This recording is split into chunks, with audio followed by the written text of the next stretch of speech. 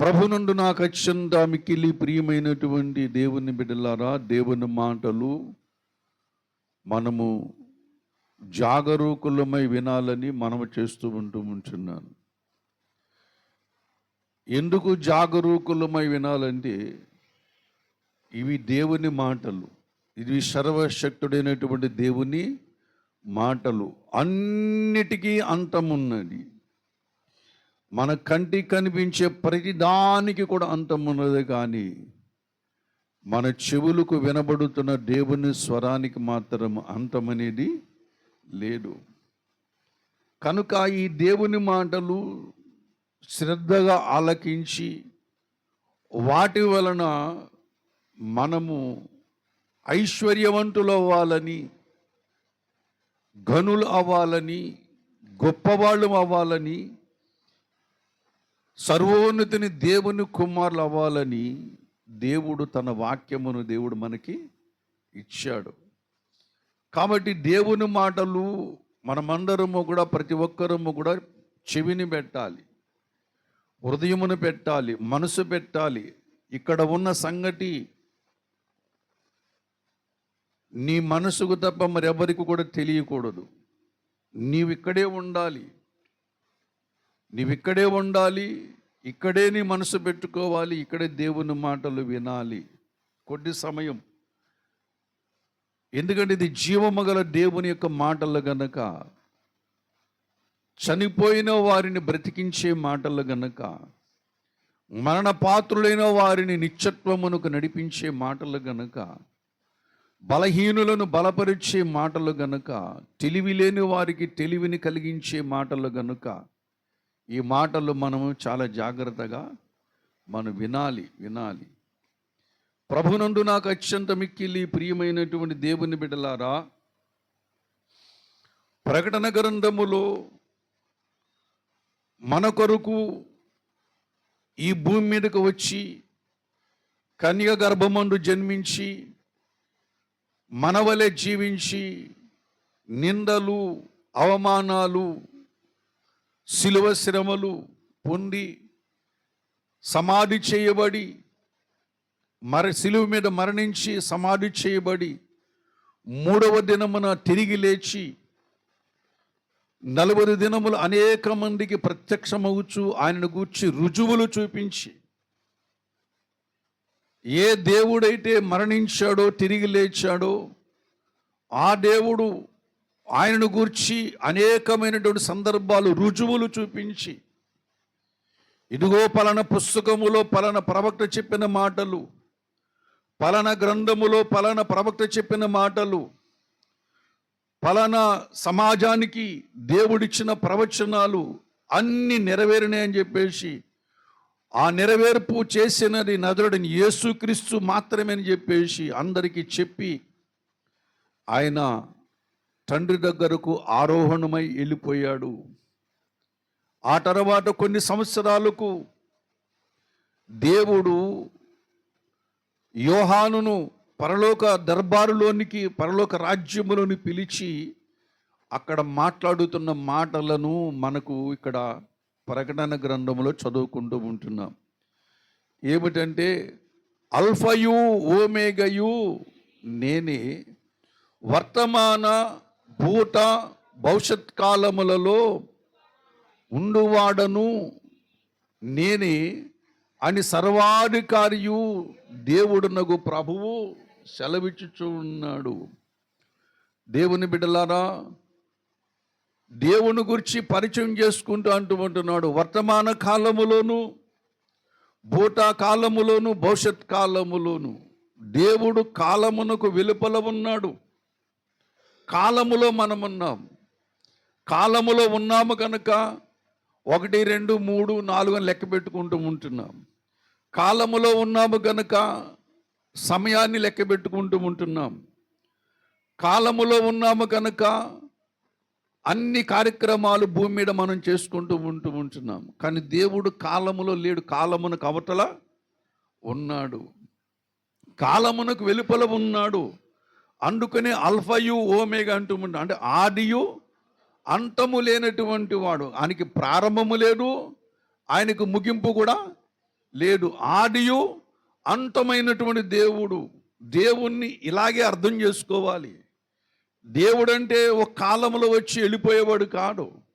దేవుడంటే ఒక కాలంలో వచ్చి వెళ్ళిపోయి పని చక్కబెట్టుకుని వెళ్ళిపోయి మరొక కాలంలో వచ్చేవాడు కాదు.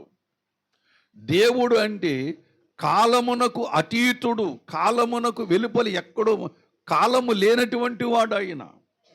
కానీ ఆయన ఏమని మాట్లాడుతుంటే భూత భవిష్యత్ వర్తమాన కాలములో ఉండేవాడు. భూతకాలములో ఉన్నాను, వర్తమాన కాలములో ఉన్నాను, భవిష్యత్ కాలములో ఉన్నానంటే అర్థం ఏంటంటే దేవుడు మానవుడు నివసిస్తున్నటువంటి కాలములోనికి ప్రవేశించాడు. కాలము లేనటువంటి దేవుడు కాలములోనికి వచ్చాడు. వచ్చిన వాడి గురించి మాట్లాడుతున్నారంటే ఆయన చనిపోయాడని మాట్లాడుకుంటున్నారు. యేసుప్రభు వారి గురించి ఆయన నిమ్మన జాతుల దేవుడని మాట్లాడుకుంటూ ఉంటున్నారు.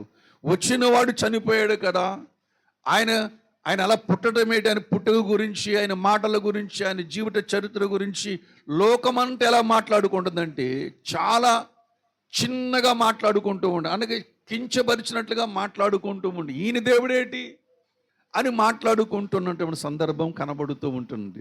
అయితే ఏ దేవుని గురించి మనుషులు ఇలా మాట్లాడుకుంటున్నారో ఆ దేవుడు ప్రకటన గ్రంథములు ఏమైనా మాట్లాడుతానంటే నేను భూతకాలములో ఉన్నటువంటి వాడను, వర్తమాన కాలములో ఉన్నటువంటి వాడను, భవిష్యత్ కాలములో ఉన్నవాడును అని చెప్పేసి ఎవరు మాట్లాడుతున్నారు? యేసుక్రీస్తు ప్రభు మాట్లాడుతున్నాడు. ఏ దేవుడు ఈ భూమి మీదకు వచ్చి మానవుల పాపముల కొరకు అమూల్యమైన రక్తమును చిందించి ఆయన మరణించి తిరిగి సమాధిని జయించి తిరిగి లేచి వెళ్ళాడు, ఆ దేవుడే సాక్షాత్తు మానవాళితో మాట్లాడుతూ ఉంటున్నాడు.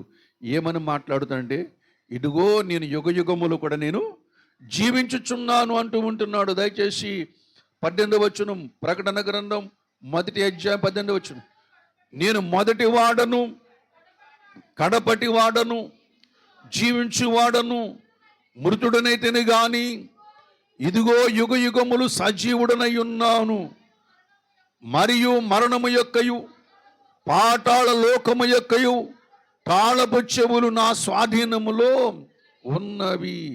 8వ వచనానికి 18వ వచనానికి వివరణిస్తూ ఉంటున్నది. ప్రకటన గ్రంథములో 8వ వచనానికి 18వ వచనం ఏమిస్తుంది?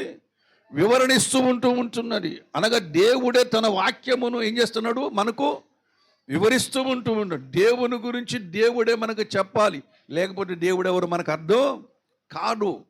నువ్వు బొమ్మలు గీసుకున్నంత మాత్రాన, లేకపోతే ఒక పోలికను ఎదురుగుండా పెట్టుకున్నంత మాత్రాన, లేకపోతే నువ్వేడో నిర్మించుకున్నంత మాత్రాన నీవు నిర్మించుకున్నవి నీకు దైవములు కానేరవు, కాకూడదు కూడా. అది మహాపాపమది.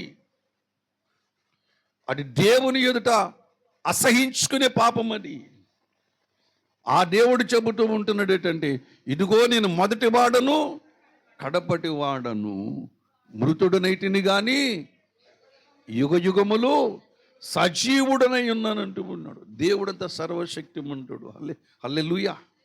దేవుడు ఎంత సర్వశక్తిమంతుడంటే ఎవరు వివరించలేరు. ఈ భూమి మీద ఏ మానవుడు కూడా వివరించలేడు. పరలోకములను కెరుబు కూడా వివరించలేరు. 24 పెద్దల్లో కూడా ఎవరు కూడా ఆయన్ని వివరించలేరు. ఆయన మహాబలవంతుడైన, ఆయన మాట సెలవిస్తే చాలు కార్యములు జరుగుతాయి. ఏది కూడా అడ్డు చెప్పడు. ఎవరు అడ్డు, ఈ సృష్టి కానీ ఈ మహిమ లోకములో కానీ ఎవరు కూడా ఆయన అడ్డు చెప్పడానికి ఎవరు సాహసించరు. సాహసించే వాళ్ళు కూడా ఎవరు లేరు. ఎందుకంటే ఇదంతయు ఆయన సృష్టి. ఇదంతా కూడా ఏంది? విశ్వమంతా కూడా ఆయన సృష్టి. పంచభూతములు ఆయన సృష్టి. సమస్తము కూడా ఆయన మహత్తుగల మాట చేత నిర్వహిస్తున్నటువంటి మహాదేవుడు. ఎవరైనా ఈ భూమి మీద ఉన్నారంటే ఒకే ఒక్క దేవుడు, ఆయన పేరు నజరుడైన యేసుక్రీస్తు. అతిశయముగా గర్వంగా ఎక్కడికెళ్ళినా చెప్పగలను, దీని కొరకు నా ప్రాణం కూడా నేను లెక్క చేయను. యేసుక్రీస్తు అనే పేరుని చెప్పుకోవడం మానవ జాతిలో కొంతమందికి అతిశయముగా ఇవ్వబడినది. హల్లెలూయా. యేసుక్రీస్తు అని పేరు చెప్పుకోవడం గొప్ప ఇది. నాకు కొన్ని లక్షల టన్నుల బంగారం ఉందని చెప్పుకోవడం కంటే, లేకపోతే నాకు కొన్ని వేల ఎకరాలు భూములు ఉన్నాయని చెప్పుకోవడం కంటే, యేసుక్రీస్తు నా దేవుడని చెప్పుకోవడం అంతకంటే కొన్ని వేల లక్షల కోట్ల రెట్లు ఎక్కువ. అంత ప్రశస్తమైనది యేసుక్రీస్తు నామము. యేసుక్రీస్తు నామమును జపిస్తూ ఉన్నప్పుడు హృదయము, మనసు, ఆలోచనలు, మన ఆపాదమస్తకము కూడా పులకాంకితమవుతూ ఉంటుంది. ఎందుకో తెలుసా? ఏమో మనకు తెలియదు, కానీ ఆయనకు మనకేదో సంబంధం ఉన్నది. అవినాభావ సంబంధం అంటూ ఉంటారండి. వివరించలేని సంబంధం, వివరించలేం. ఎవరో పాట పాడుతున్నప్పుడు మన కాళ్ళు వేళ్ళు కొట్టుకుంటే కింద, ఎందుకని? ఏమండి, ఎవరో పాట పాడుతున్నారు, నువ్వు పాడడం లేదు. పాట పాడుతున్నప్పుడు నీ చేతులుంటే ఆ డ్రాయర్ మీద లేకపోతే కుర్చీ మీద ఉంటే చేతులు కొట్టుకుంటే కాళ్ళు కొడుకు, ఎందుకని? ఆ పాటకి నీకేంటి సంబంధం? ఆ మనిషికి నీకేంటి సంబంధం? మనిషికి కాదు, పాటకి కాదు కానీ ఆ సంగీతానికి నీకును ఏదో సంబంధం ఉన్నది. ఆ సంగీతం మొట్టమొదట పుట్టింది ఎక్కడండి? దేవుని దగ్గరే. హల్లెలూయా. దేవుని దగ్గరే సంగీతం పుట్టింది, దేవుని దగ్గరే పాటలు పుట్టాయి. అలాగనే యేసుక్రీస్తు అని పేరును పలకంగానే మన దేహములో ఉన్నటువంటి అవయవములకు ఎక్కడో ఒక కదలిక, ఎక్కడో ఒక తెలియనటువంటి బంధం కనబడుతూ ఉంటున్నది. దేవుని బిడ్డలారా, ప్రభునందు నాకు అత్యంత మిక్కిలి ప్రియమైనటువంటి వాళ్ళారా, జాగ్రత్తగా ఈ ఆలోచనలు మీరు వినాలని, మాటలు వినాలని కోరుకుంటూ ఉంటున్నాను. దేవునికి మనకి సంబంధం ఉన్నది, ఎక్కడో ఉన్నది. ఆ సర్వశక్తిమంతుడైన దేవుడు మనల్ని జ్ఞాపకం చేసుకోవడం చాలా ఆశ్చర్యం, చాలా ఆశ్చర్యం. మన కన్నులకు ఆశ్చర్యం అండి. ఎందుకంటే కీర్తన గ్రంథం 8వ అధ్యాయము 4వ వచనములో చెబుతూ ఉంటాడు. దయచేసి చూడండి. నీవు మనుష్యుని జ్ఞాపకము చేసుకొనుటకు వాడు ఏపాటి వాడు, నీవు నరపుత్రుని దర్శించుటకు వాడు ఏపాటి వాడు. చాలు. నువ్వు మనుష్యుని జ్ఞాపకం చేసుకోవడానికి వాడు ఏపాటి వాడు. ఎందుకంటున్నాడు దావీదు మాట? దావీదు ద్వారా పరిశుద్ధాత్మ దేవుడు పలికిస్తూ ఉంటున్నాడు. కీర్తన గ్రంథం 8వ అధ్యాయం 4వ వచనంలో,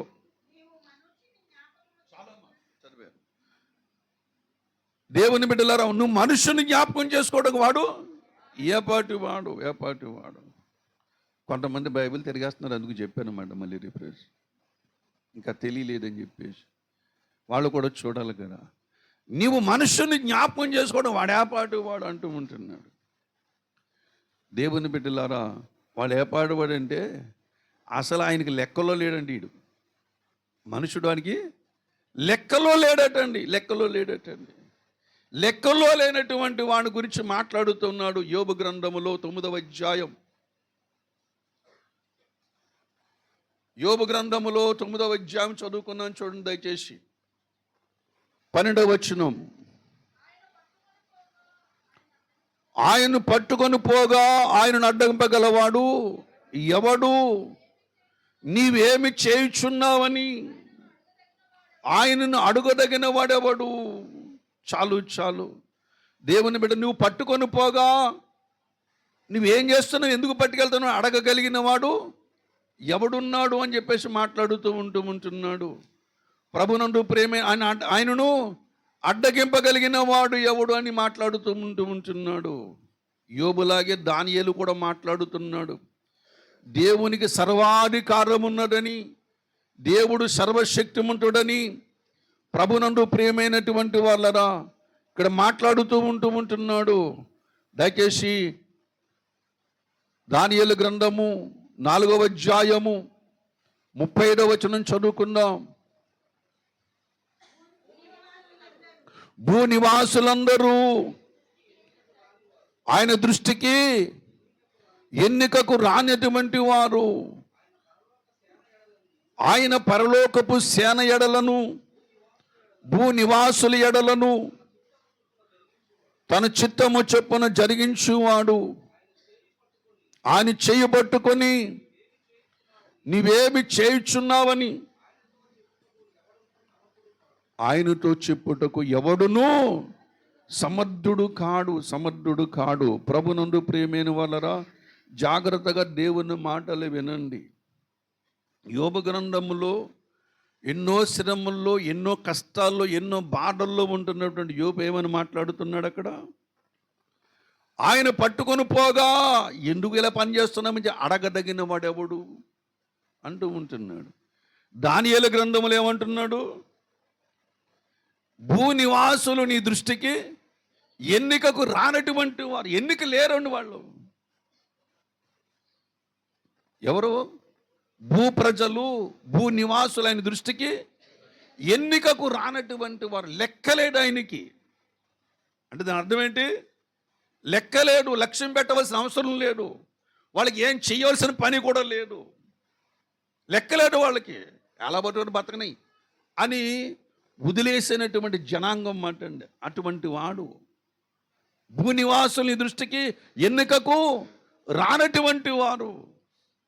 అవసరమైతే వాళ్ళందరినీ కూడా మాయం చేసి ఇంకొక జనాన్ని సృష్టించగలిగిన సామర్థ్యం గలవాడని, అవసరమైతే వాళ్ళందరినీ కూడా మళ్ళీ శూన్యములో లేకుండా చేసి మళ్ళీ ఇంకొక జనాన్ని సృష్టించగలిగిన వాడు ఆయన యొక్క సర్వశక్తిని, సార్వభౌమాధికారాన్ని చూపిస్తున్నాడు. అక్కడ చూపిస్తూ ఉంటున్నాడు. అంత బలవంతుడు, అంత సర్వశక్తిమంతుడు. ఒకసారి మోషేతో అన్నాడు. ఏమన్నాడు? మోషే పక్కకు తప్పుకో, వీళ్ళని ఏం చేస్తాను నేను? ఒక్క సెకండ్లో నాశనం చేస్తాను, నీలోంచి గొప్ప జనాన్ని పుట్టిస్తానన్నాడు. ఎంత బలము, ఎంత సర్వశక్తి ఉంటే ఆ మాట మాట్లాడుతాడు దేవుడు. ఆ మాటను చూసైనా మనం ఏం చేయాలి?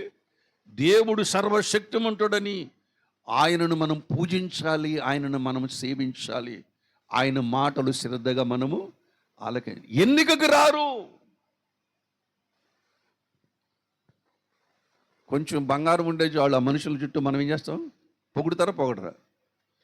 అందరూ పొగుడుతారు. మంచి బట్టలు వేసుకున్నా పొగుడుతారు, మంచి బంగారం ఉన్న ఆస్తిపాస్తులు ఉన్న మనుషులు ఏం చేస్తారు? డబ్బు ఉన్నవాడిని పొగడాలి ఈ లోకంలో బ్రతకాలంటే. భూస్వాములు ఏం చేయాలి? పొగడాలి. అలాగే అధికారులు మనం ఏం చేయాలి? నన్ను క్షమించండి, అధికారులు ఏం చేయాలి? పొగడాలి. పొగిడితేనే కానీ పనులు జరగవు. ఇది మన బలహీనత. కానీ దేవుడు అన్నాడు కదా, భూనివాసులైన దృష్టికి ఎన్నికకు రానటువంటి వారు. అంతేకాదు యెషయా గ్రంథంలో అంటాడు కదా, ఈ మనుషులు ఎలా ఉన్నారంటే దేవుని దృష్టికి నడినెత్తి మొదలుకొని అరికాల వరకు స్వస్థత కొంచెమైనను లేనటువంటి వారు. ఎక్కడ చూసిన వాళ్ళు ఎలా ఉన్నారు?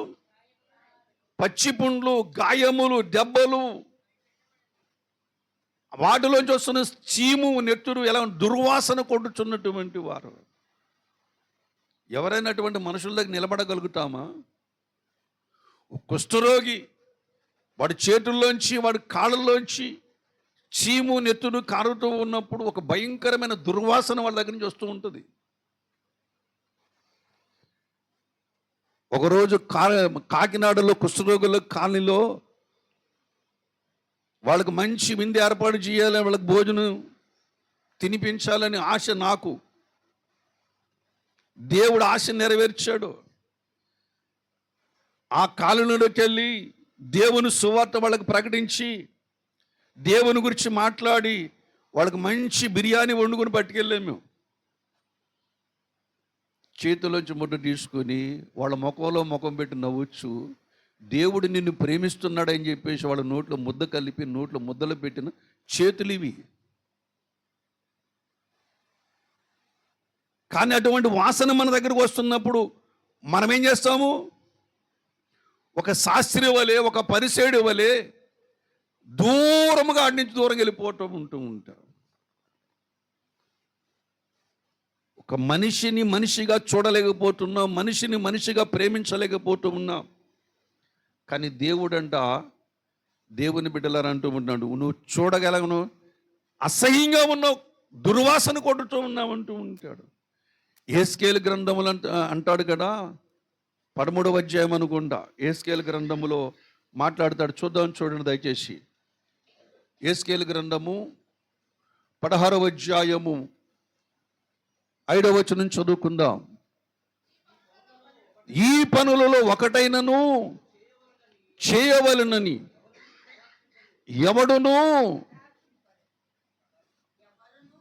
ఎవరును కటాక్షింపలేడు, నీ యందు జాలిపడేవాడు ఒకడును లేకపోయెను. నీవు పుట్టిన నాడే బయటను నేలను పారవేయబడి చూడనసహ్యముగానున్నావు. ఎలా ఉన్నావు? చూడనసహ్యముగా ఉన్నారటండి. మనుషులను దేవుడు తన పోలికలో తన రూపములో సృష్టించుకుంటే మనుషులందరూ కూడా ఆదికాండం 6వ అధ్యాయంలో దేవుని మార్గాలు చెరిపేసుకొని ప్రతివాడు తన మనసుకు నచ్చినట్లుగా, తన హృదయానికి నచ్చినట్లుగా, తన ఆలోచనలు నచ్చినట్లుగా, తనకు మెచ్చినట్లుగా జీవితాన్ని సెట్ చేసుకుని ఆఖరికి వచ్చినట్లయితే దేవుని దగ్గర ఎలా ఉన్నాడు? చూడనసహ్యముగా ఉన్నారు. జన్మ కర్మ పాపములు చేత కొట్టబడుచు దేవుని దృష్టికి ఎలా ఉన్నారు? విసరవేయబడినటువంటి పాపులు గుంపుగా ఈ భూమి మీద ఉన్నటువంటి ఆదాము సంతానము కనబడుతూ ఉంటున్నది. దేవుడి మనుషులను చూసి ఏమనుకుంటున్నాడు? చిచ్చి, అసహ్యం. మనం ఏమనుకుంటున్నాం? నేను ఎంత అందంగా ఉన్నాను, నన్ను చూడు, నా ముఖాన్ని చూడు, నా బట్టలు చూడు, నా బంగారం చూడు, నా డబ్బు చూడు, నా భూములు చూడు అని అనుకుంటూ ఉంటాను. ఆకాశమందున్న వాడు ఏం చేస్తున్నాడు? ఆయన అని నవ్వుతున్నాడు. ఆయన మనుషులు చూసి ఏం చేస్తున్నాడు? నవ్వుతున్నాడు. ప్రభునందు ప్రియమైనటువంటి వాళ్ళరా, ఒక ఆయన ఉన్నాడు, పెద్ద భూస్వామి, కొన్ని వేల ఎకరాల పొలం ఉన్నది, బాగా పండింది పంటలు. బాగా పంటలు పండిన తర్వాత ఆ ధాన్యం అంతా కూర్చుకొని కొంతవరకు కొట్లు దాచుకొని, కొంత అమ్ముకొని, కొంత బ్యాంకులో డబ్బులు వేసుకొని, బంగారం కొనుక్కొని కొట్టుల నిండా నిండిపోయినాయి. అప్పుడు రాత్రి వేళ, సాయంత్రం వేళ భోజనం చేసిన తర్వాత కుర్చీలో కూర్చుని,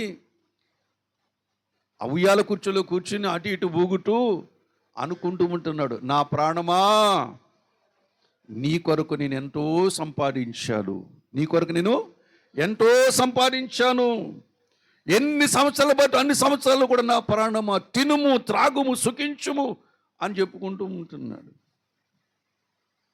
ఈలోగా ఆకాశం నుంచి ఒక స్వరం వచ్చింది, దౌ ఫూల్, అంటే బుద్ధిహీనుడా,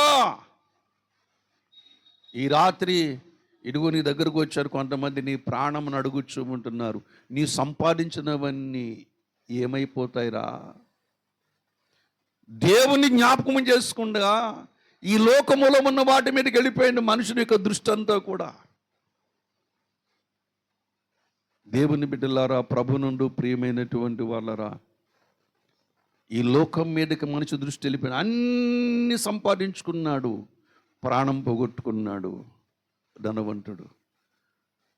కానీ జక్కయ్య అన్నీ పోగొట్టుకున్నాడు, విలువైనటువంటి తన ప్రాణాన్ని కాపాడుకున్నాడు. హల్లెలూయా. వీళ్ళు ఎవరు గొప్పవాళ్ళు? అన్నీ పోగొట్టుకున్నాడు. ఏసై ఇంట్లోకి రాగానే వచ్చింది, ఆస్తి అంతా వెళ్ళిపోయింది. ఎవరి దగ్గర అన్యాయం తీసుకుంటే వాడికి 4 రెట్లు ఎక్కి ఇచ్చేసాడు, ఆస్తి అంతా వెళ్ళిపోయింది. ఆఖరికి జక్కయ్య ఒక్కడే మిగిలాడు. జక్కయ్య దగ్గరకు వచ్చినప్పుడు దేవుడు అన్న యేసుప్రభు అన్నాడు కదా, ఇతడును అబ్రహాము కుమారుడే. ఎవరు కుమారుడు? అబ్రహాము కుమారుడు. అయితే జక్కయ్య ఎవరు కుమారుడు అవుతాడు? దేవుని కుమారుడు ఉంటూ ఉంటాడు. హల్లెలూయా. కనుక ఈ లోకమును సంపాదించుకోవడానికి కాదు దేవుని నమ్మవలసినది, ఈ లోకములో ఉన్న వాటిని సమకూర్చుకోవడానికి కాదు దేవుని నమ్మవలసినది. ఆటోమేటిక్గా వస్తాయి. దేవుడు నీకు బలం ఇచ్చాడు, జ్ఞానం ఇచ్చాడు, చదువుకో. చదువుకుంటే గొప్పవాడు అవుతావు, కష్టపడి పని చేస్తే గొప్పవాడు అవుతావు, ఆలోచనతో పని చేస్తే అభివృద్ధి పొందుతావు. జీవితాన్ని నిర్లక్ష్య పెడితే నీ జీవితమే సంకనాకి పోతుంది. నీ జీవితం పాడైపోయిన తర్వాత దేవుని మీద కేకలేయటం కాదు, దేవుడు ప్రతి వాడిని ప్రేమించి వాని సామర్థ్యం చెప్పున వాడు బ్రతకడానికి, వాడు సంపాదించుకోవడానికి, వాడు మంచిగా ఉండడానికి కావలసిన శక్తిని శరీరానికి ఇచ్చాడు, బలమును శరీరానికి ఇచ్చాడు, జ్ఞానం ఇచ్చాడు, తెలివి ఇచ్చాడు, వివేకం ఇచ్చాడు. ఒక మనిషిని రోబోలో చేయలేదు, ఒక మనిషిని ఒక పశువులో చేయలేదు.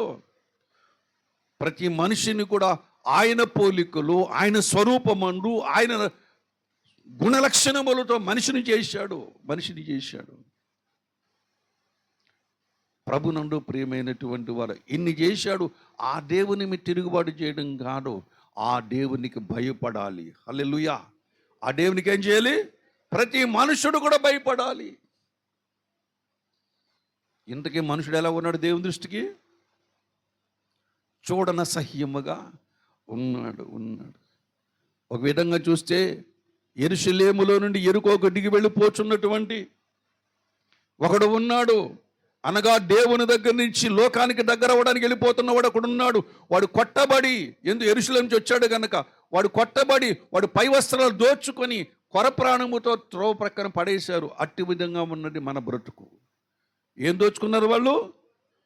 బట్టలు దోచుకున్న, వస్త్రాలు దోచుకున్న. ఏంటో వస్త్రాలు అయ్యి? ఒకటి నీటి వస్త్రము దోచుకున్నారు, రెండవది పరిశుద్ధ వస్త్రము దోచుకున్నారు. ప్రభు మూడవది దేవుని బిడ్డలారా దేవుడిచ్చిన రక్షణ వస్త్రము దోచుకున్నారు.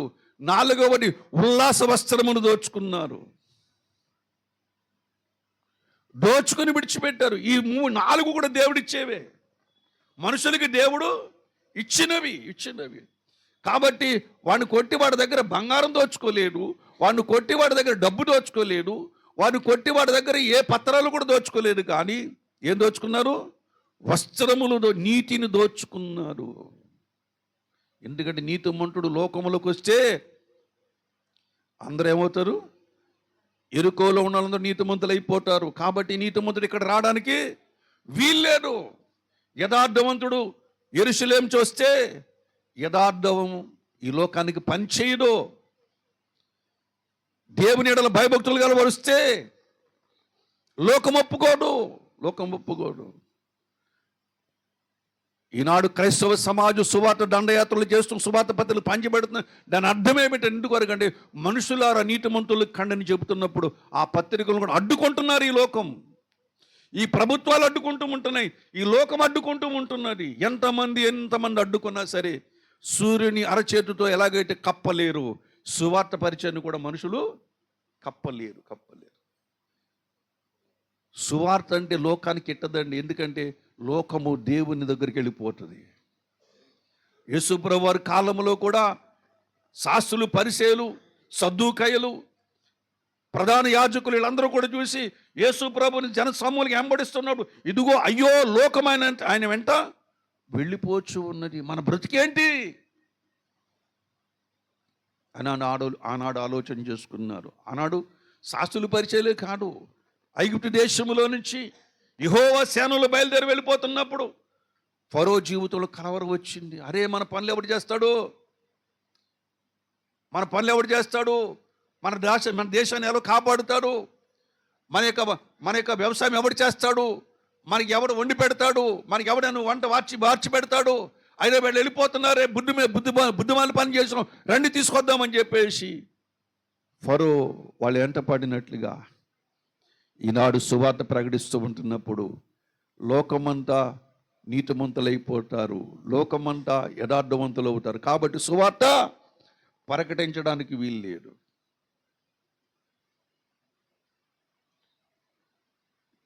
అని లోకం అడ్డుకుంటూ ఉంటున్నది.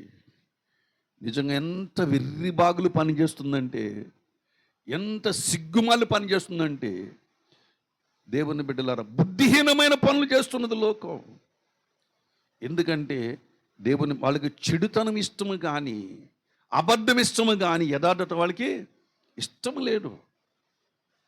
యోబు గ్రంథంలో అంటాడు, వారిని ఏం కలిసిన వారి చెడుతనం వారి నోటికి తీయగా ఉన్నది. సర్ప విషయం ఎక్కడ నాలుక కింద దాచిపెట్టారట. చెడుతనము తీయగా ఉండడం ఏంటండి?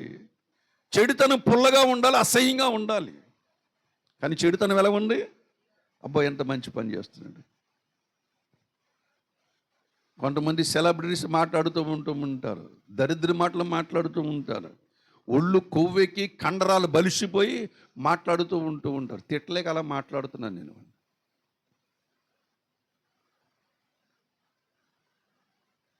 సెలబ్రిటీలు ఆ మాటలు మనుషులు ఎలా ఉంటాయి? అబ్బా ఎంత తీయగా ఉంటాయి, ఎంత భలే మాట్లాడాడండి, బాలకృష్ణ చాలా బాగా మాట్లాడాడండి. మూటుపళ్ళు ఓడగొట్టాలి అలటుండి. ఆ మాట మాట్లాడినంటే ఏం చేయాలి? అదే మాట నీ కొడుకు మాట్లాడితే నువ్వేం చేస్తావు? అదే మాట నీ కూతురు మాట్లాడితే ఏం చేస్తావు? నవ్వుతావా లేకపోతే బుద్ధి చెప్తావా? చెడుతనము లోకమునకు తీయగా ఉందని కారణం ఏంటి తెలుసా?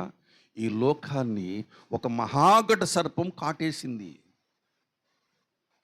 ఒక మహాఘట సర్పం ఏం చేసింది? కాటేసింది. విషము ఎప్పుడైతే మనుషులోనికి విషం ఎక్కినదో వాడికి ఎలాగ ఉండదండి? పందరు పెట్టండి ఎలాగ ఉందంటాడు? చేడుగా ఉందండి. యాపాకు పెట్టండి ఏమంటాడు? అంటే దాని అర్థం ఏంటి? వాడిని పాము కరిచింది. ఆ పాము పేరే మహాఘట సర్పము.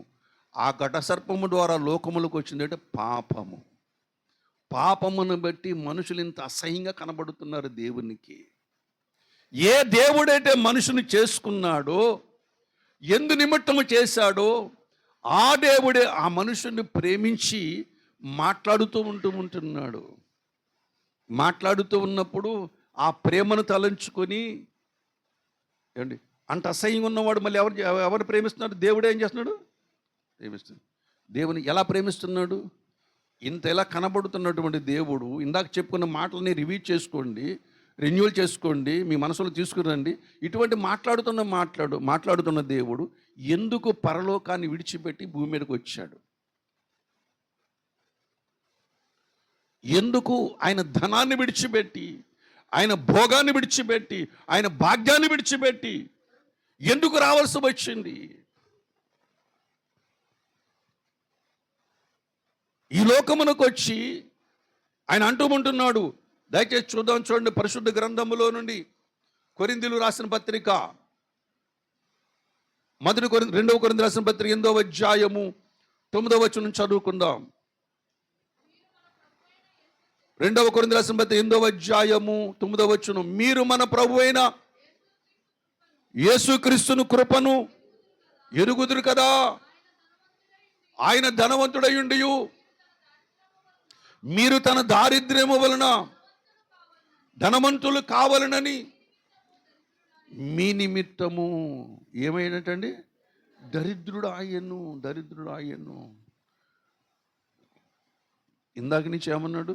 ఆయన దృష్టికి ఎన్నిక రానటువంటి వారు మనుషులు, భూనివాసులైన దృష్టికి ఎన్నిక రానటువంటి వారు. మరియు ఆయన ఎవరినైనా తీసుకుని వెళ్ళిపోతుంటే, ఏంటి నువ్వు చేస్తున్న పని ఏంటి అడగడానికి, తెగించడానికి ఎవరు కూడా సరిపోనటువంటి వారు, ఆయన ప్రశ్నించలేనటువంటి వారు. ఆది అంతమైనటువంటి దేవుడు, ఆ దేవుడు గురించి మాట్లాడే మీరందరూ కూడా చూడనసహ్యంగా ఉన్నారని చెప్పుకుంటూ ఆ జాతిని మళ్ళీ ప్రేమిస్తూ ఉంటున్నాడు. హల్లెలూయా. దేవుని బిడ్డలారా, ప్రేమి అన్నాడు. ఏమన్నాడు? దయచేసి ఫిలిప్పీ రాసిన పత్రిక 2వ అధ్యాయము 7వ వచనం చదువుకుందాం. ఫిలిప్పీ రాసిన పత్రిక 2వ అధ్యాయం 7వ వచనం చదువుకుందాం. మనుషుల పోలికగా పుట్టి దాసుని స్వరూపము ధరించుకొని తను తానే రిక్తునిగా చేసుకొనెను. ఆయన ఆకారమును మనుషుడిగా కనబడి మరణము పొందినంతగా, అనగా శిలువ మరణం పొందినంతగా విధే చూపించిన వాడై తను తాను తగ్గించుకున్నాడు. మహాదేవుడు ఎందుకు ఆయన తను తాను తగ్గించుకున్నాడు? ఎందుకు ఆయన మనుషుని పోలికగా పుట్టి దాసుని రూపం ధరించుకున్నాడు. ముందేమో ధిక్కరించి మాట్లాడాడు. ముందేం చేశాడు? ధిక్కరించి మాట్లాడాడు. ఆయన దృష్టికి ఎందుకు రానివారని మాట్లాడాడు. దావీదు అన్నాడు, నరపుత్రుని జ్ఞాపకం చేసుకోవడానికి వాడు ఏపాటు వాడు ఉంటున్నాడు. అటువంటి మనుషుల్ని ఎవరు జ్ఞాపకం చేసుకుంటున్నారు?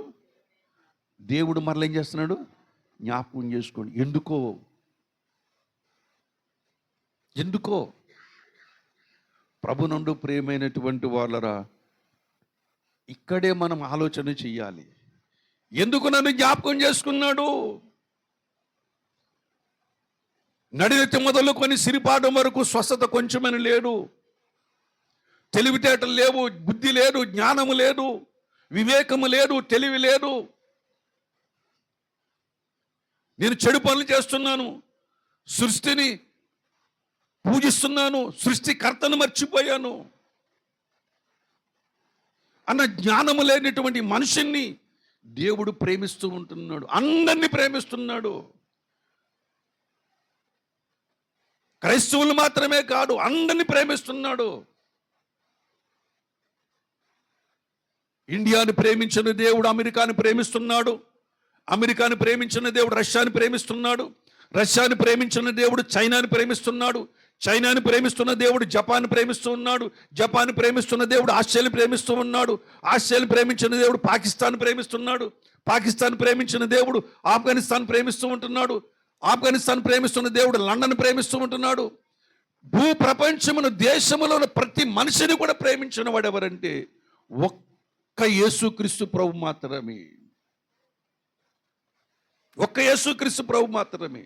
ఎందుకంటే ఆయన సర్వ శరీరులకు దేవుడై ఉన్నాడని యెషయా గ్రంథములో తేటగా చెబుతూ ఉంటున్నాడు.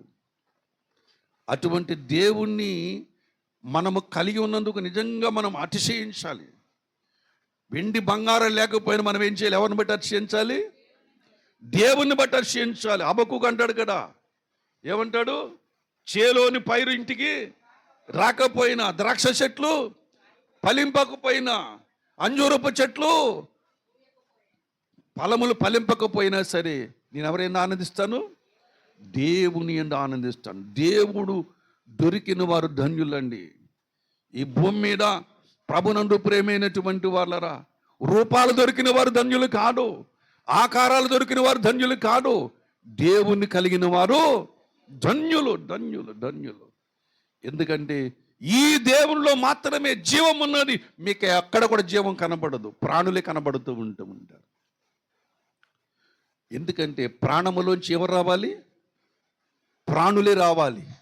జీవంలోంచి ఎవరు రావాలి? జీవులే రావాలి. ప్రాణులు వేరు, జీవులు వేరు. దేవుని జీవము మనల్ని బ్రతికిస్తూ ఉండు. చనిపోయిన వాడు ఏం చేస్తుంది?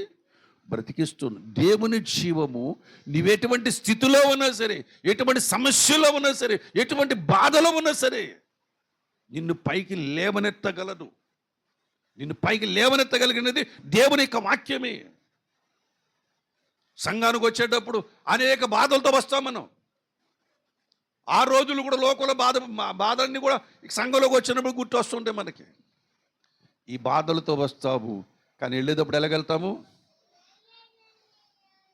నా సంకటములన్నీయు తీరిపోయే, సంహార దూత నన్ను దాటిపోయే అనుకుంటూ వెళ్తామటండి. ఈ బాధలని ఏమి కూడా యేసు ప్రభు సిలువలో మోసేశాడు కాబట్టి ఈ బాధలు నన్ను ఏమీ చేయలేవు అని ఎప్పుడైతే దానికి సమాధానం దాంతో మాట్లాడుతావో, నీ బాధల గురించి దేవునితో మాట్లాడడం కాదు, నీ బాధల గురించి బాధలతోనే మాట్లాడాలి. ఏమండి? ఎల్లప్పుడూ దేవునితోనే మాట్లాడడం కాదు, బాధలతో కూడా మాట్లాడు. ఏ సమస్యలారా నా దగ్గర నుంచి యేసు నామములో బయటికి పోనని చెప్పి మీరు మాట్లాడండి. కురింగిన వారిని లేవనెత్తు నీ వాక్యే శక్తి నీకు ఇస్తూ ఉంటుంది. అప్పుడప్పుడు సైతాన్ గడితో మాట్లాడాలి. ఎవరితో మాట్లాడాలి? దేవునితోనే మాట్లాడడం జాగ్రత్తగా. సైతాన్తో ఏం మాట్లాడు? ఏంటి ఇక్కడికి వచ్చావేటి, నీకు ఇక్కడేంటి పని అంటే, నీతోనే పని అంటాడు అనాలా మాట. ఏరా ఇక్కడికి ఎందుకు వచ్చారు, నువ్వు బుద్ధి లేనోడా అని ఏం చేయాలి? అపవాదిని ఎదిరించండి, అప్పుడు వాడి మీ యొద్ద నుంచి పారిపోను. మనమంతా సున్నితమైనటువంటి తెలివైనటువంటి గొప్ప మనుషులు మనం. అబ్బే ఎవడని కనబడి ముచ్చట్లేట్టుకోవటమే. అమ్మమ్మ నేర్పింది, మన అమ్మ నేర్పింది. అమ్మ దగ్గర నుంచి వచ్చి నీ బుద్ధులయ్యి ఎవడన్నా ఏంటి ఇలా వచ్చావు, పర్లోకి వెళ్తున్నావు ఈ మధ్య? పర్లోకి వస్తుంది, చాలా బాగుంటుంది అక్కడ. మరి ఇక్కడికి వచ్చావుటి అంటే ఏమి నీతో ముచ్చట పెట్టుకుందామని చెప్పేసి ముచ్చట పెట్టుకుని నాకన్నాడు, ఇది నిజమా అంటూ ఉంటాడు. ఏంటి నిజం అని మనకు అక్కడి నుంచి నెమ్మదిగా మన ఎవరి వశంలో తీసుకెళ్తాడు? వాడి వశంలో తీసుకెళ్తూ ఉంటాడు. ఆదివారం గుడికి వెళ్ళకపోయినా పర్వాలేదు మనం, ఎందుకంటే యేసుప్రభు ఆదివారం సమాజ మందిరానికి వెళ్ళలేదు, అప్పుడప్పుడు మాట ఎదిరించాడు ఆయన. కాబట్టి మనం అప్పుడప్పుడు ఆజ్ఞని అతిక్రమించినా పర్వాలేదండి. అవునా, మా పాస్టర్ గారు ఇప్పుడు అలా చెప్పలేదు, ఆదివారం రాకపోతే ఆయన శాపరాధాలు పెడుతున్నాడు మాకు అని చెప్పేసాను. అనుకుని ఏం చేస్తారంటే అప్పుడు ఎవరు మాట అంటారు? మరండి ఆదివారం అండి మా అన్నయ్య కూతురికి పెళ్ళెట్టుకున్నారండి, కాబట్టి నేనేం చేశాను, నేను వెళ్ళకపోతే బాగోడు, అన్నయ్య వెళ్ళకపోతే బాగోడు కాబట్టి వెళ్ళానని చెప్పేసి నెమ్మదిగా దేవుడి నుంచి అలాగ ఏం చేస్తారు, దూరం చేస్తూ ఉంటాడు. వాడు పక్కన అనుకుంటాడు కదా, నేను వేసిన అస్త్రం బలిగా పని చేస్తూ ఉంటున్నది. ప్రభునందు ప్రియమైన, అందుకు చెబుతున్నాను, అపవాదికి చోటు ఇవ్వడు. చోటిస్తే వస్తాడు, చోటు ఇవ్వకపోతే ఏం చేస్తాడు? ఈ ఇల్లు మనకు ఖాళీ లేదు అనుకుంటాడు. మన ఇంటి దగ్గర కూర్చొని ఇల్లుకి చూసాను ఏంటి, అక్కడ ఏమిటంటే హౌస్ఫుల్ బోర్డు ఉండాలి, మన ఇంట్లో ఏముండాలి? మాకు ఇంట్లో ఖాళీ లేదు. వాడు చూడగానే వాడికి రావడానికి ఖాళీ లేదు. మరి ఎవరి ఇల్లు తిరుగుతాడు? క్రైస్తవుల ఇల్లు దగ్గర తిరుగుతాడు. ఈ లోకమేమో క్రైస్తవులకి ఇల్లు అద్దెకేమని వీళ్ళు, క్రైస్తవులకి ఏమనంట అద్దెకేమనంట. వాడే చెందిన క్రైస్తవుల దగ్గర మీ ఇల్లు అద్దెకేమని అడుగుతాడు. ఎంత రివర్సల్ ఉందో చూడండి. వాడేమో వచ్చి వాళ్ళేమో క్రైస్తవులకి మీ ఇల్లు అద్దెకి ఇవ్వమంటూ ఉంటారు. వాడొచ్చి క్రైస్తవుల దగ్గరకు వచ్చి ఉంటాడు, మీ ఇల్లు నాకు అద్దెకివ్వా, కావాలితే నీకు అద్దె ఎంత? 4,000 కాదు 8,000 ఇస్తాను, నీ కరెంటు బిల్లు నా కరెంటు బిల్లు నేనే కడతానంటాడు. ఏం చేద్దాం ఇప్పుడు? ఇద్దామా? ఇచ్చేవాడు నీళ్ళని తీసుకుపోతాడు, నిన్ను తీసుకుపోతాడు, అంతే కదా. మరి అలా స్థలం ఇచ్చారు కాబట్టి ఏదైనా మనము కూడా ఏం చేశాడు, వాడు మొత్తం ఖాళీ చేయించేశాడు కదా. ఏదైనా మనం పోయింది, శాపగ్రస్తమైన లోకంలోకి వచ్చి పడ్డారు ఆదామవ్వలు, మన ఆదిపితలు వచ్చి పడ్డారు. ప్రభునందు ప్రియమైనటువంటి వాళ్ళరా, కనుక అపవాదికి మాత్రం చోటివ్వద్దు. దేవుని ప్రేమను తెలుసుకో. ఇంత గొప్పగా మాట్లాడిన దేవుడు, ఈ మనిషిని ఇంత తిరస్కరించినటువంటి దేవుడు, ఈ దేవుడు నన్ను ఎందుకు ప్రేమించాడు, ఎందుకు దరిద్రుడయ్యాడు, ఎందుకు ప్రేమించి లానల మాట మాట్లాడుతున్నాడు, ప్రేమతో మాట్లాడుతున్నాడు. నువ్వు నా కుమారుడు అంటున్నాడు, నా కుమార్తె అంటున్నాడు, నిన్ను కడుగుతానంటూ ఉంటున్నాడు, నిన్ను పరిశుద్ధురాలుగా చేస్తాను, నీతిమంతులుగా చేస్తాను, యథార్థవంతులుగా చేస్తానంటూ ఉంటున్నాడు. అంతేకాదు అన్నిటిలోకెల్లా సృష్టిలోకెల్లా ప్రథమ ఫలముగా చేస్తానంటూ ఉంటున్నాడు. హల్లెలూయా. అనగా విశ్వములో ఎన్ని లోకాలైతే సృష్టించబడ్డాయో, యుగములలో ఎన్ని లోకాలైతే సృష్టించబడ్డాయో, ఎన్ని సింహాసనములైతే విశ్వములో ఉన్నాయో, ఎన్ని లోకాలైతే ఉన్నాయో, దూతల కంటెను, శరాపుల కంటెను, కెరూబుల కంటెను, 24 పెద్దల కంటెను అత్యున్నతమైనటువంటి సింహాసనం మీద నిన్ను కూర్చుండబెడతానని దేవుడు వాగ్దానం చేస్తున్నాడే, అక్కడ పెడతాడంటే నిన్ను అక్కడ అన్నిటికంటే తలగా పెడతానన్నాడు. అక్కడ ద్వితీయోపదేశకాండం అంటాడు, నీ తలగా చేస్తాను కానీ నిన్ను తోకగా చేయను, నిన్ను ఏలికగా చేస్తాను కానీ ఏలుబడి చేయించుకునే వారిగా నేను మిమ్మల్ని చేయనన్నాడు. దేవుడిచ్చిన వాగ్దానం అది. ఈ మట్టి పురుగు మీద, ఈ మట్టి మనిషి మీద దేవుడు అంత ప్రేమ చూపిస్తున్నాడు. మనం చెడిపోయినటువంటి వారమైనప్పుడు, పాపముల చేతను అపరాధముల చేతను చచ్చిన వారమైనటువంటి మనుషుల మీద దేవుడు అంతగా ప్రశస్తమైన దృష్టి పెడుతున్నాడు. ఎందుకంటే తండ్రి చిత్తము ఈ మట్టి పురుగు నుంచి, ఈ మట్టి నుంచి మహిమ కలిగినటువంటి దేవుని సంఘాన్ని దేవుడు నిర్మిస్తూ ఉంటున్నాడు. ఏదైతే చెడిపోయిందని చెప్పుకున్నారో చెడిపోయిందని సాక్ష్యం ఇస్తున్నాడు దేవుడు. ఆ చెడిపోయిన దాన్ని మరలా తిరిగి ఏం చేస్తున్నాడైనా బాగు చేస్తూ ఉంటున్నాడు. బాగు చేసి ఎక్కడ పెడుతున్నాడైనా ఉన్నతమైన స్థలముల్లో పెడుతూ ఉంటూ ఏలికగా చేస్తూ ఉంటున్నాడు. విశ్వ సామ్రాజ్యమును ఏలికలోనికి ఏలుబడి చేసే దానిలోనికి నేను తీసుకుని వెళుతూ ఉంటున్నాడు. అందుకొరకు నిన్ను బాగు చేయడం కొరకు ఆయన సింహాసనమును విడిచిపెట్టి రావాల్సి వచ్చింది.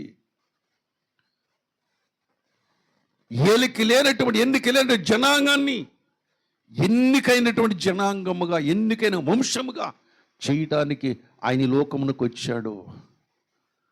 ఆయన ధనవంతుడై ఉండి కూడా దరిద్రుడు ఎందుకు అయ్యాడంటే నిన్ను ధనవంతుడుగా, ఏ ధనవంతుడుగా, లోకంలో ఒక ధనవంతుడు కాదు, లోకంలో బిల్ గేట్స్ గాను లేదా ఒక అంబానీ గాను చేయడానికి కాదు వచ్చింది. ఆయన ప్రభు నుండి ప్రేమ విశ్వ సామ్రాజ్యానికి అప్పులు ఇచ్చేదానిగా తయారు చేస్తూ ఉంటాడు దేవుడు. హల్లెలూయా.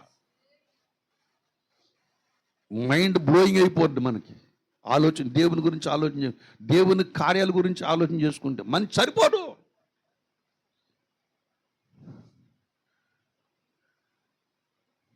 మన మైండ్ సెల్స్లో కనీసం 0.2% కూడా ఓపెన్ కాల మన మెదడుకి.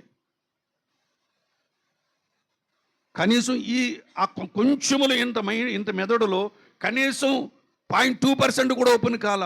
ఆ 2% ఓపెన్ కాలే. నువ్వు 2%కి ఇంత అర్థమైతే మొట్టమొదటి ఓపెన్ అయితే ఐన్స్టీన్ గారికి 0.5 ఓపెన్ అయిందంట. కానీ మొట్టమొదటి ఓపెన్ అయితే విశ్వ సామ్రాజ్యముని కళ్ళ ఎదుట కనబడుతూ ఉంటుంది. అందరికీ ఓపెన్ అవుతుంది పరలోకి వెళ్ళిన తర్వాత, అందరికీ ఓపెన్ అవుతుంది నరకానికి వెళ్ళిన తర్వాత. నరకములో ఉన్న వాళ్ళందరూ ఎవరో తెలుసా? వాళ్ళ భక్తిహీనులు కాదు, విశ్వాసులు. భూమి మీద ఉన్న విశ్వాసులు ఎవరో తెలుసా? పరలోకముల పరిశుద్ధులు. హల్లెలూయా. ఎందుకంటే నరకానికి వెళ్ళిన తర్వాత అందరూ కూడా ఏం చేస్తారు? యేసు ప్రభుని ఒప్పుకుంటూ ఉంటారు. ఈనాడు యేసు ప్రభు పుస్తకం ఇస్తున్నా, యేసు ప్రభు గురించి ఒక స్వీట్ ఇస్తున్నా, అబ్బే మాకొద్దు అని గీంటేస్తూ ఉంటారు. కానీ ఆనాడు వీళ్ళందరూ ఆనాడు వీళ్ళందరూ ఏం చేస్తారు? యేసయ్యా ఈ అగ్నిలో కాలేకపోతే చచ్చిపోతున్నాను నాయన, మమ్మల్ని రక్షించు ప్రభు అని చెప్పేసి 2 చేతులు ఎత్తుతూ ఉంటారు. ఎవరు పక్కనేమన్నా పట్టించుకోరు. ఇదే మాట యేసు ప్రభు మమ్మల్ని కాపాడు ప్రభు అని అరుస్తూ ఉంటారు. కానీ వాళ్ళందరిని చూసి ఏమంటాడు తెలుసు? ఆయన అయ్యో పాపం భూమి మీద నా మాట ఏం లేదురా అనుకుంటాడా? అనుకోడు. వాళ్ళని చూసి ఏం చేస్తాడు? సిద్విలాసంగా పకపక నవ్వుతూ ఉంటాడు. వారికి ఆపద కలిగినప్పుడు నేను చూసి ఏం చేస్తానన్నాడు? నవ్వెదను. మీ వీధుల్లోకి వచ్చి మాట్లాడాను, మీ ఇళ్ళ దగ్గరకు వచ్చి మాట్లాడాను, మీ ఇంటి గేటుకి చాలాసార్లు ఏలాడబడ్డాను నేను కరపత్రిక. కానీ నువ్వు నా మాట వినలేడు. నవ్వుతూ ఉంటా. ఆయనకి అక్కడ ఏమి విచారము, బాధ, అయ్యో పాపం అనుకునేది కాదండి. దేవుని బిడ్డలారా, ఇంత సర్వశక్తిమంతుడైన దేవుడు నిన్ను తలగా చేయాలని ఆశపడుతున్నాడు. కనుక మన ఆత్మీయ జీవితంలో ఇంత గొప్ప దేవుణ్ణి, నీ బాధలు పంచుకున్న దేవుణ్ణి, నీ కష్టాలు పంచుకున్న దేవుణ్ణి, నీ శ్రమలు పంచుకున్న దేవుణ్ణి దేవుడానికి ఇచ్చాడు. ఆయన కూర్చుని ఒక మూల కూర్చుని, లేదా ఒక రోడ్డు మీద పక్కన కూర్చునో, లేదా మూల కూర్చునో, మీరు పట్టరండిరా, మీ నైవేద్యాలు పట్టరండి, మీ కానుకలు పట్టరండి, మీరు వచ్చి నాకు దండం పెట్టండి అన్నవాడు కాడైనా. నీ ఇంటికి వచ్చి నీకు పరిచయం చేసినటువంటి వాడు, నీ ఇంటికి వచ్చి నీకు సేవ చేసినటువంటి వాడు, నీ దగ్గరకు వచ్చి నీ కష్టాలు పంచుకున్నటువంటి వాడు ఆయన ఎవరో తెలుసా? దేవుని బిడ్డలారా, ఆయన నీ స్నేహితుడు. హల్లెలూయా. ఆయన ఎవరు? నీ స్నేహితుడైనా, నీ సమీప బంధువుడైనా. ఇంత మంచి దేవుణ్ణి కలిగి ఉన్నందుకు మనము దినదినము దేవుని ఏం చేయాలి? అతిశయించాలి. ఏం చేయాలి? ఆనందం వేరు, అతిశయం వేరు. ₹1 కోటి బ్యాంకులో ఉందనుకోండి, ఎలా ఉంటుంది మనకి? ఏదో చిటికి అంటామంతే. ఏమండి, 10 లక్షలు అప్పు ఉందనుకోండి, ఏమంటాం? ఏంటి అలా చర్చికే రాము. దేవుని బిడ్డలారా, ₹1 కోటి కాదండి, విశ్వమే నాది. హల్లెలూయా. విశ్వం ఎవరిదే? మాది. ఏంటి ప్రవీణ్ పగడాల గారు ఎంత అర్షంగా మాట్లాడతాడంటే, ఆయన చనిపోయిన తర్వాత చూసాను ఆయన మెసేజ్లు ఎంత అర్షంగా మాట్లాడుతుంది. సుప్రీంకోర్టు ఎవరిదే? మన ఆయనది. సుప్రీంకోర్టు ఎవరిది? మన ఆయనది కోర్టు. ఆయనే గెలిచాడు ఇక్కడ. దేవుని బిడ్డలారా, ఎంత అతిశయం చూడండి. ప్రాణం పోతానండి ఈయన కాదు, ఈరోజు కాకపోతే రేపన్నా పోవాల్సిందే, ఈరోజు కాకపోతే రేపన్నా చావాల్సిందే, ఏదో రోజున మనం చచ్చిపోవలసిందే. కానీ చనిపోకముందు ఇలా అతిశయించి చచ్చిపోవాలి. హల్లెలూయా. దేవుని దర్శించి చనిపోతే దేవుని నిమిత్తము తన ప్రాణమును పోగొట్టుకున్నవాడు మరలా సంపాదించుకుంటూ ఉంటాడు. కాబట్టి మన జీవితంలో దేవుడు మనకిచ్చిన సమయాన్ని దేవుని దగ్గర ఎలా పెట్టాలి? పెట్టుబడిగా పెట్టాలి. పెట్టుబడి ఎందుకు పెడతాం? లాభం కొరకే కదా. లాభరావత పెట్టుబడి పెడతామా? కాబట్టి నీ జీవితంలో దేవుడికి ఇచ్చిన సమయాన్ని, దేవుడికి ఇచ్చినటువంటి ఈ సమయమైన ధనాన్ని పెట్టుబడిగా పెట్టండి. తిరిగి పొందుకుంటూ ఉంటారు.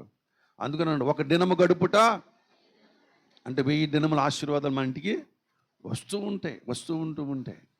గిన్నెడు చన్నీళ్ళుచుట ప్రతిఫలాలు మన ఇంటికి వస్తూ ఉంటాయి. పెట్టుబడిగా పెట్టండి, తగులుబడిగా పెట్టుకోకండి. తగులుబడికి ఇష్టపడుతున్నారా? పెట్టుబడికి ఇష్టపడుతున్నారా? ఈ మాటలు బైబిల్లో ఉన్నాయా లేవో? పోనీ ఏంటి ఉన్నాయా? ఎక్కడ ఉన్నాయంటే ఏం మాట్లాడరు. ఉన్నాయంటే ఉన్నాయి. యేసు ప్రభువు లోకాసువార్తలు చెప్పాడు. ఒకడు గోపురం కట్టాలనుకున్నాడంట. కట్టాలనుకున్నప్పుడు దానికి తగులుబడి ఎంత అవుతుందో చూసుకున్నాడు. తగులుబడి ఎందుకన్నాడు? మళ్ళీ తిరిగి రానది. తగులుబడి అంటే ఏంటి? తిరిగి రానిది. ఆ గోపురం తగులుబడి చూసుకుని అప్పుడు కట్టగలంటే దానికి చేశాడు, దీనివల్ల కడతాను కానీ దీనివల్ల నాకు ఎటువంటి ప్రయోజనం కలగదు, అయినా సరే కట్టాలనుకుంటాను, కడతానని చెప్పేసి కట్టుకుని నిశ్చయించుకున్న తర్వాత గోపురం కడతాడట. దాన్ని ఏమన్నారు? తగులుబడి అన్నాడు యేసు ప్రభువారు. తగులుబడి పెట్టుకుంటే ఏమి? లోకములో ఎంత ఖర్చు పెట్టుకున్నా, లోకములో దేవుని రక్షణ లేనటువంటి కార్యాలలో, పాప విమోచన లేనటువంటి కార్యాలలో, నీ బ్రతుకును మార్చలేనటువంటి కార్యాలలో నువ్వు ఎంత పెట్టుకున్నా, ఎంత పెట్టుబడి పెట్టినా అదంతా తగులుబడిగా ఉంటుంది తప్ప పెట్టుబడికి మాత్రమే ఉండడు. పెట్టుబడి అండి, ఇదిగో దేవా నా జీవితానికి ఇస్తూ ఉంటున్నాను. పెట్టుబడి పెట్టి అక్కడ దాన్ని ఫలింపజేస్తూ ఉంటాడు. ఇదిగో ప్రభువా నా భాగము నీకు ఇస్తూ ఉంటున్నాను. పెట్టుబడిగా పెట్టి అక్కడ మళ్ళీ తిరిగి వస్తూ ఉంటారు. ఇదిగో ప్రభువా నీవిచ్చిన స్వరాన్ని పెట్టుబడిగా పెడుతున్నాను అంటే ఆ స్వరమును కూడా ప్రతిఫలాలు వస్తూ ఉంటాయి. దేవుని నిమిత్తం ఏది పెట్టుబడిగా పెట్టినా అది తిరిగి మన ఇంటికి వస్తుంది, నీ జీవితంలోకి వస్తుంది. అది మనీ ఒకటే కాదు, బంగారం ఒకటే కాదు, ఆస్తిపాస్తులు ఒకటే కాదు. నీ స్వరాన్ని పెట్టు, నీ శక్తిని పెట్టు, నీ యొక్క సమయాన్ని పెట్టు, అది తిరిగి వస్తూ ఉంటుంది. కాబట్టి మన జీవితాన్ని దేవుని సన్నిధిలో ఎలా పెట్టాలి? పెట్టుబడిగా. ఎజ్రా అంటూ ఉంటాడు, నెహెమ్యా అంటూ ఉంటారు. ఏమంటారు? ఇదిగో ప్రభు నీ కొరకు నేను పని చేశాను, తగిన కాలంలో నన్ను జ్ఞాపకం చేసుకో అంటూ ఉంటాడు. ప్రభు నీ కొరకు నేను పని చేశాను, ఆలయ పునరుద్ధరణ చేశాను, నన్ను జ్ఞాపకం చేసుకోమంటూ ఉంటాడు. ప్రభు ఇదిగో యాజకులు నియమించాను, తగిన కాలంలో నన్ను జ్ఞాపకం చేసుకోమంటూ ఉంటాడు. అంటే అర్థం ఏంటి?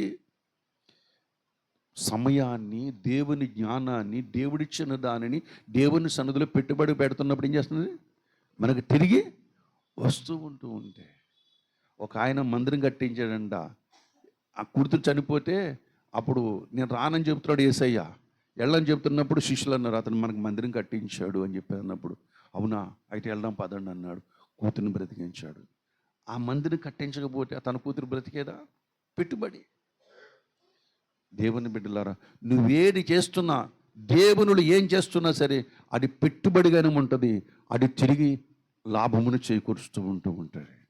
నిజమైనటువంటి వ్యాపారం చేయమని కూడా చెప్తున్నాడు. సువార్త వ్యాపారం చేయమని చెప్తున్నాడు. ఇక్కడ వ్యాపారం గురించి యేసుప్రభువు కూడా చెప్తున్నాడు. ఒకడు దేశాంతరం వెళ్ళిపోయాడు, వ్యాపారం చేయమని వాళ్ళకి ఏమిచ్చాడు?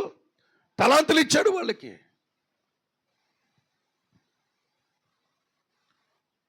ఆ తలాంతులు ఏంటంటే దేవుడికి ఇచ్చిన రక్షణ, దేవుడికి ఇచ్చిన సమాధానం, దేవుడికి ఇచ్చిన కుటుంబం, దేవుడికి ఇచ్చిన సంఘం, దేవుడి జీవితంలో చేసిన కార్యాలు సాక్ష్యంగా చెప్పండి.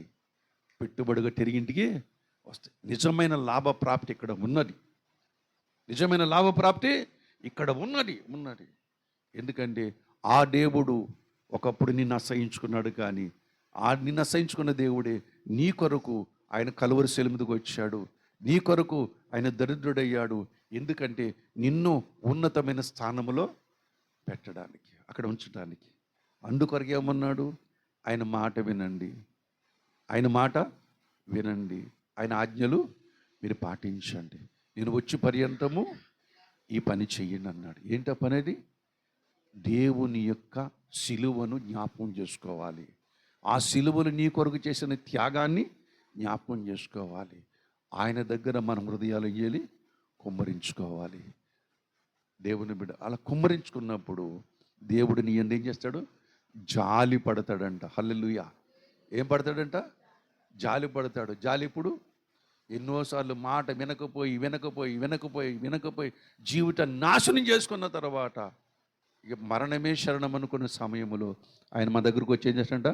జాలిపడి కనికరపడి, నువ్వు రక్తముతో పుర్లాడుచున్నప్పటికీ ఎవడో నీ ఎందుకు కనికరం చూపించలేడు, నేను కనికరం చూపించి నిన్ను వృద్ధిలోనికి తీసుకుని వస్తానని చెప్పేసి వచ్చిన వాడెవరు? మంచి సమరయుడు, మన ప్రభు అయిన యేసుక్రీస్తు ప్రభువారు.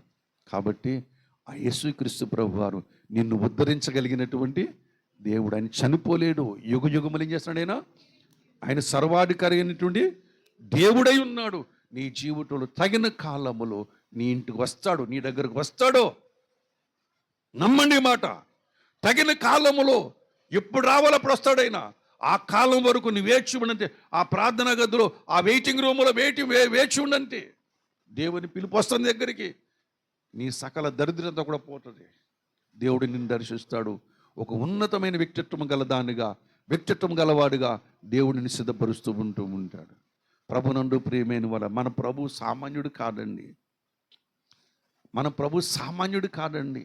లెక్కలేని అద్భుత కార్యాలు చేయగలిగిన వాడండి. నువ్వు మర్చిపోయాడు అనుకుంటావు, ఆయన మర్చిపోలేరండి. విడిచిపెట్టాడు అనుకోండి, విడిచిపెట్టలేదండి. విడిచిపెట్టడానికి సిలువ ఎక్కలేదు ఆయన, పట్టుకోవడానికి సిలువ ఎక్కాడు ఆయన.